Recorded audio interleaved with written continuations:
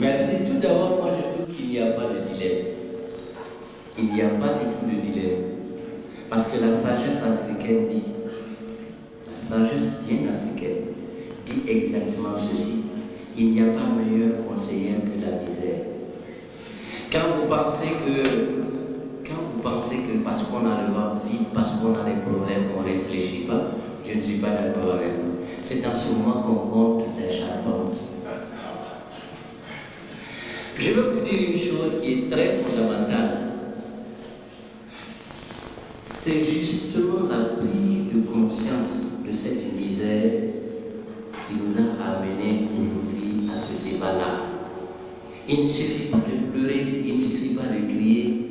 Il faut chercher les origines de sa misère. Pourquoi en sommes-nous arrivés à là où on ne peut pas manger? Je vous ai parlé d'hommes complets, c'est-à-dire d'hommes capables de réflexion. Aujourd'hui, là, si nous repartons à nos valeurs intrinsèques, comme ils le disent, l'Africain pouvait mourir de faim, mais vous ne pouviez jamais l'insulter, vous ne pouviez jamais le traiter de comme vous voulez.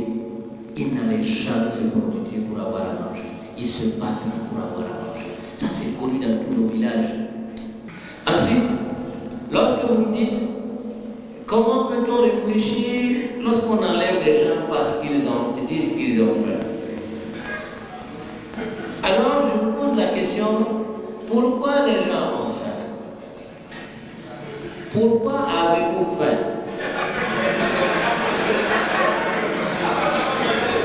Et pourquoi n'avez-vous pas mangé?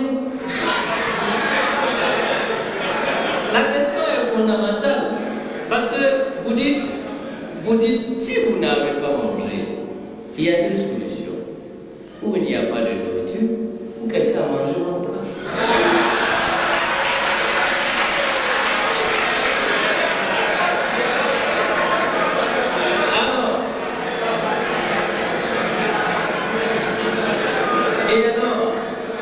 La question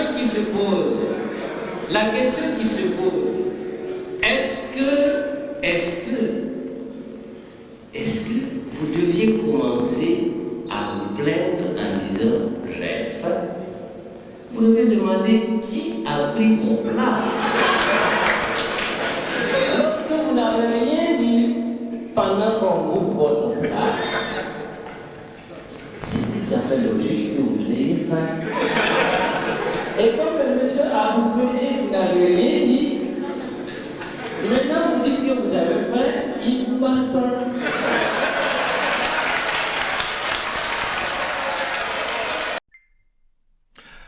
Ainsi parlait le sage africain Norbert Zongo. Mesdames et messieurs, merci de recevoir la chronique de MBT chez vous. La chronique de MBT rend hommage ce 13 décembre 2021 à un homme, un illustre africain, Norbert Zongo, journaliste d'investigation, défenseur des droits humains, membre fondateur du mouvement burkinabé des droits humains et des peuples, journaliste d'investigation émérite, figure de proue de la société civile au Burkina Faso. Norbert Zongo a été assassiné le 13 décembre 1998 alors qu'il se trouvait à bord d'une Land Cruiser, d'une Toyota Land Cruiser, et revenait de son ranch, véhicule dans lequel il se trouvait en compagnie de Ernest Zongo, un de ses frères, Blaise Ilboudo et Abdoulaye dit Ablassé Nikiema. a subi un attentat et la voiture a été complètement calcinée et Norbert Zongo a perdu la vie, tout comme ses compagnons.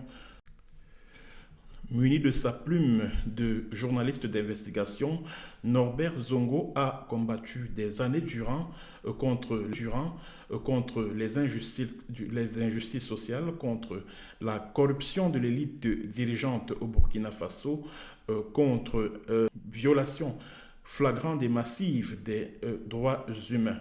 Alors, en ce 13 décembre 2021, un hommage lui a été rendu par le peuple du Burkina Faso, le peuple du pays des hommes intègres. À la tête de ce peuple se trouve un patriote, un grand patriote épris de justice. Il s'agit du président Roch-Marc Christian Kaboré, qui, à cette occasion, a fait la déclaration suivante sur son compte Facebook. 23 ans, disparaissait tragiquement le journaliste Norbert Zongo et ses compagnons. Son combat pour la justice et contre l'impunité reste à jamais gravé dans nos mémoires. Toutes nos pensées à sa famille, que sa vie et son œuvre inspirent la jeune génération. Telles est la déclaration publiée sur son compte Facebook par le président de la République du Burkina Faso, M. Roch-Marc Christian Kaboré, sur son compte Facebook. Responsables de partis politiques et d'organisations de la société civile se sont rendus au cimetière de Gungan à Ouagadougou pour rendre hommage à Norbert Zongo. Je vous invite, mesdames et messieurs, à écouter la déclaration du président de l'association des journalistes burkinabés à cette occasion. On écoute. Message de l'association des journalistes du Burkina AJB à l'occasion de la commémoration du 23e anniversaire de l'assassinat de Norbert Zongo. Hommage à Norbert Zongo et à ses compagnons d'infortune, Blaise Ilboudo, Ernest Zongo, Abdoulaye Ninkiema. Militantes et militants du CODEMPP et de la CCVC, confrères et consoeurs, peuple du pays réel. La douleur et l'émotion du 13 décembre 1998, ce jour funeste où Norbert Zongo et ses compagnons ont été assassinés puis brûlés à sa puits demeure intacte. Ce jour, les Burkinabés ont perdu un grand défenseur de la liberté, de la démocratie et des droits humains. En éliminant l'intrépide journaliste d'investigation, ils ont sans doute espéré tuer avec lui la presse indépendante. Eh bien, ils se sont lourdement trompés. Ils ont certes réussi à endeuiller des familles et un peuple, mais ils n'ont guère réussi à effrayer ni à faire taire les journalistes, les défenseurs de la liberté de la presse, les défenseurs des droits humains et les démocrates. Aujourd'hui, cela fait 23 ans, jour pour jour. 23 longues années que les assassins, exécutants et commanditaires rusent avec la justice. Mais c'est peine perdue, tant le peuple est resté debout et déterminé.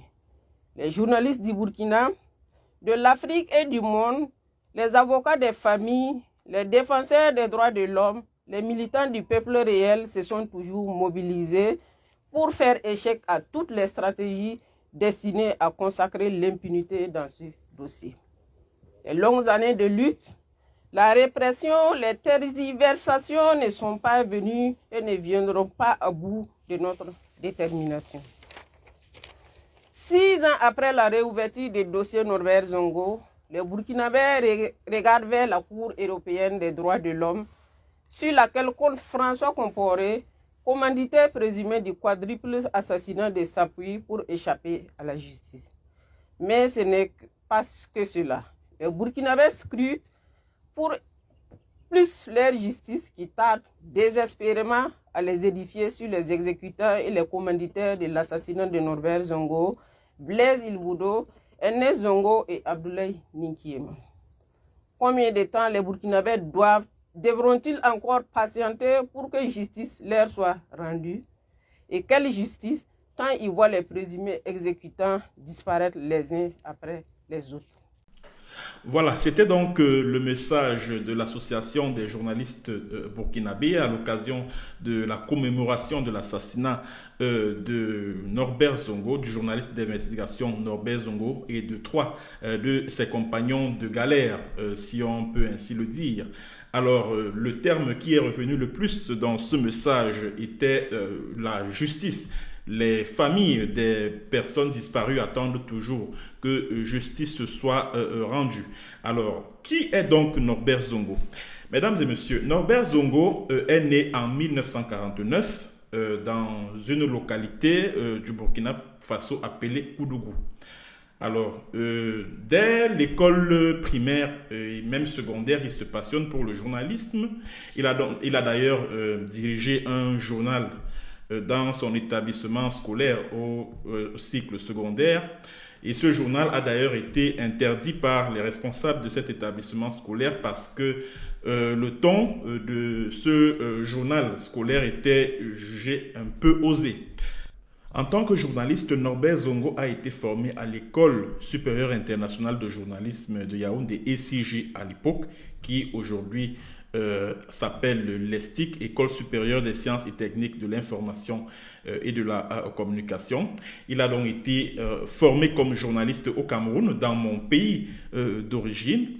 Après ses études de journalisme au Cameroun, il s'envole pour le Togo. Et au niveau du Togo, il publie un ouvrage, un roman intitulé Le parachutage. Et dans ce roman, il décrit les déboires et misères d'un dictateur qui a été renversé par les armes et qui fait preuve de commisération vis-à-vis d'un peuple qu'il a persécuté pendant longtemps. Alors, le président de la République de l'époque au Togo, Ignacingbe Eyandema, s'est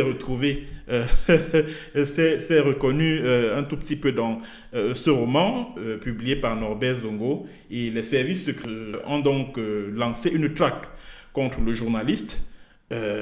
Et par la suite, il s'est donc retrouvé, il est retourné au Burkina Faso, où il s'est engagé au sein du journal Sidoya, qui est le quotidien gouvernemental au Burkina Faso. À Sidoya, chaque fois qu'il publiait un article, le rédacteur en chef était obligé de ne pas le publier parce que à l'égard des autorités de l'époque au Burkina Faso. Alors, après donc l'aventure Sidoya, il va donc décider de lancer son journal en 1900. Le journal L'Indépendant va d'ailleurs avoir pour socle cette profession de foi, Bori Bana, en langue bambara, je crois, qui veut dire la course est terminée. Donc, après avoir parcouru pas mal de rédactions, Norbert Zongo décide donc de se lancer dans le journalisme indépendant. Alors, il crée donc le journal L'Indépendant. Et à travers ce journal, il critique, mais alors de manière très acerbe, les autorités de l'époque, notamment le régime de Blaise Compaoré. Et l'élément déclencheur, si on peut ainsi le dire, de l'assassinat de Norbert Zongo, c'était l'enquête qu'il menait sur l'assassinat de David Ouédraogo, le chauffeur de François Compaoré, le petit frère du président de la République de l'époque, Blaise Compaoré. Alors, David Ouédraogo et deux de ses compagnons étaient accusés d'avoir volé de l'argent au domicile de François Compaoré. Et ce dernier a donc décidé de les faire arrêter par des éléments de la garde présidentielle du Burkina Faso et de les faire enfermer dans un camp militaire. Et je crois que c'était le Conseil de l'Entente. Et au niveau du Conseil de l'Entente, David Ouédraogo et ses compagnons d'infortune vont faire l'objet de cruels sévices. Et le 18 janvier, parce qu'ils ont été arrêtés fin décembre 1997, et le 18 janvier 1998, David Ouédraogo va rendre l'âme, va mourir à l'infirmerie de la présidence du Burkina Faso. Et dans ces articles d'enquête qu'il a eu à mener, Norbert Zongo estimait que le plus important, ce n'était pas qu'il soit accusé de vol. Le plus important, c'est que David Ouédraogo aurait dû être jugé, faire l'objet d'un procès en bonne et due forme plutôt que d'être séquestré dans un camp militaire. Alors, c'est donc parce qu'il était en train d'investiguer sur l'assassinat, sur la mort de David Ouédraogo, le chauffeur de François Compaoré, que Norbert Zongo a été assassiné quelques mois plus tard, le 13 décembre 1998. Et quand la nouvelle de la mort de Norbert Zongo a commencé à circuler aussi bien dans tout le Burkina Faso qu'à travers la planète, des manifestations se sont déclenchées. Les populations, c'est-à-dire que les militants, les membres de la société civile, les syndicalistes, les membres des associations des étudiants, parce que c'est davantage les étudiants qui portaient ce mouvement de contestation.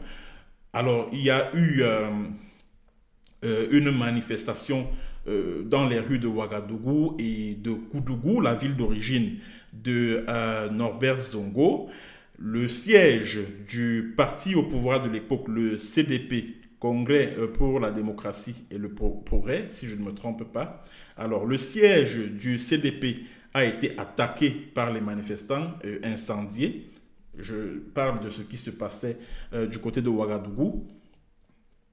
Et ébranlé, le régime de Blaise Compaoré, le régime de l'époque, a donc ordonné la création d'une commission d'enquête indépendante. La commission d'enquête indépendante qui a été mise en place le 18 décembre 1998. Cette commission d'enquête indépendante était composée des représentants du ministère de la Justice, des représentants du ministère de l'Administration territoriale, des représentants du ministère des ministères de la Défense, de la Sécurité, des représentants de l'Association des journalistes burkinabés, ainsi que des organisations internationales de défense de la liberté et de la presse, telles que Reporters sans frontières, qui faisaient partie également de cette commission d'enquête indépendante. Alors, à partir du 7 janvier 1999, la commission d'enquête indépendante va donc ouvrir les enquêtes. Pas mal de témoins vont être interrogés. Et le 7 mai 1999, la commission va rendre son rapport d'enquête. Et de ce rapport d'enquête, il ressort que le journaliste Norbert Zongo a été assassiné pour des motifs politiques parce qu'il était un journaliste d'investigation, un journaliste qui investiguait sur la gouvernance de l'époque, la malgouvernance de l'époque qui dénonçait les violations des droits humains. Le rapport en est arrivé à la conclusion selon laquelle l'assassinat de Norbert Zongo avait un lien avec l'enquête qu'il menait sur l'assassinat, sur la disparition de David Ouédraogo, le chauffeur de François Compaoré. Parmi les recommandations qui ont été formulées par la commission se trouvait la traduction des éléments de la garde présidentielle impliqués dans cet attentat sur la voiture de Norbert qui transportait Norbert Zongo le jour de son assassinat. Alors, la commission a donc recommandé que les présumés coupables, notamment les éléments de la garde présidentielle impliqués dans cet assassinat, soient traduits devant les tribunaux. Le 20 août 2000, 3 éléments de la garde présidentielle vont être condamnés à des peines allant de 10 à 20 ans de prison ferme, mais dans le cadre non pas de l'assassinat de Norbert Zongo, mais dans le cadre de l'assassinat de David Ouédraogo. Donc, ça veut dire que la lumière n'a pas encore été faite sur l'assassinat de Norbert Zongo. Il a fallu attendre l'insurrection populaire des 30 et 31 octobre 2014 et la chute de Blaise Compaoré pour que le dossier Norbert Zongo revienne à la surface. C'est ainsi que le régime du grand homme d'État, Roch Marc Christian Kaboré, va lancer un mandat d'arrêt contre François Compaoré, l'un des commanditaires de l'assassinat de Norbert Zongo.